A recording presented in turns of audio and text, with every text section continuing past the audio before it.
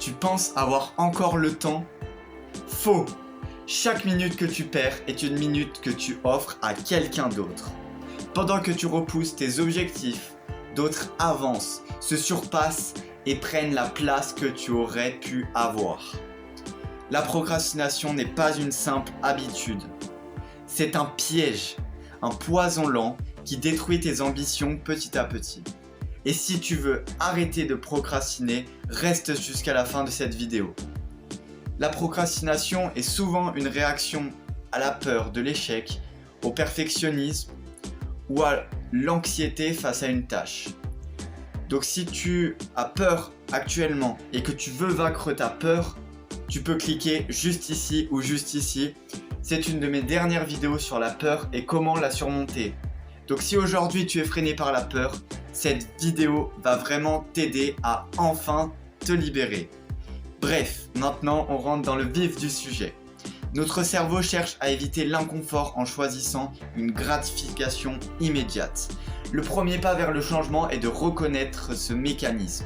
Quand tu procrastines, demande-toi qu'est-ce qui me fait vraiment peur dans cette tâche.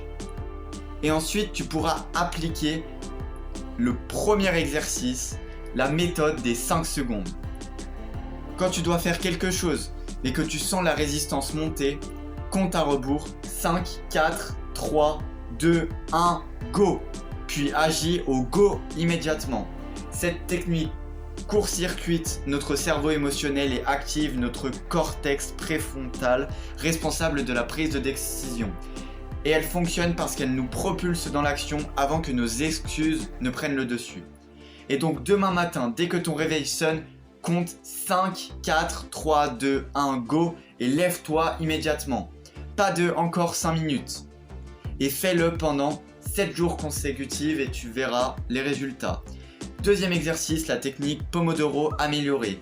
Divise ton travail en sections de 25 minutes, suivi de pauses de 5 minutes. Et l'amélioration, c'est tout simplement écrire précisément ce que tu vas accomplir pendant ces 25 minutes de travail. Par exemple, je vais rédiger l'introduction de mon rapport. C'est important d'être précis. Plus tu es précis et plus tu vas réduire ta résistance mentale. Et donc après 4 sessions de 25 minutes, tu pourras prendre une pause un petit peu plus longue de 15 à 20 minutes. Et dès maintenant, commence par une seule section de 25 minutes. Dès maintenant, aujourd'hui. Et on en arrive au troisième exercice, créer des déclencheurs environnementaux. Notre cerveau associe certains lieux à certains comportements. Donc, crée dès maintenant un espace dédié uniquement au travail productif, comme un bureau spécifique, des posters ou des trophées pour symboliser tes victoires. L'important est la cohérence. Cet endroit est uniquement réservé pour le travail et focalise-toi sur le travail, pas sur les réseaux et élimine les distractions.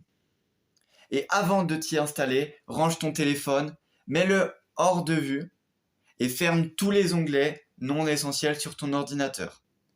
Quatrième exercice, le journal de la discipline. Chaque soir, prends 5 minutes pour planifier tes 3 tâches prioritaires du lendemain. Le matin, relis cette liste avant de consulter ton téléphone. Tu vas voir, ça change tout. Ce rituel renforce notre attention, clarifie nos priorités avant que les distractions externes ne prennent le dessus. Donc ce soir, note tes tâches prioritaires pour demain et place le papier proche de ton lit. Rappelle-toi que la discipline, c'est une compétence qui se développe. Commence petit, sois cohérent et passe à l'action maintenant. Laisse en commentaire la technique que tu essayes en premier. C'était ta force tranquille. Tout est possible à qui rêve, ose, travaille et n'abandonne jamais. Garde ça en tête, à toi de jouer.